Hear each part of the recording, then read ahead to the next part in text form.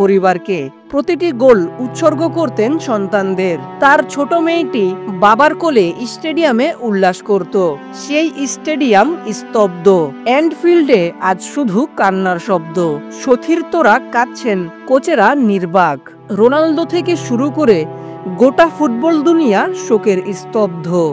জোতার প্রস্থান শুধু একটি জীবনের নয়, এটা হাজারো স্বপ্নের পরিণতি। তবে জোতা থাকবেন মানুষের হৃদয়ে, থাকবেন প্রতিটি গোলের পর দুই হাত তুলে আকাশের দিকে তাকানো সেই চাহনিতে। হয়তো তখনও তিনি কারো জন্য প্রার্থনা করতেন। আজ ফুটবল দুনিয়া তার জন্য প্রার্থনা করছে।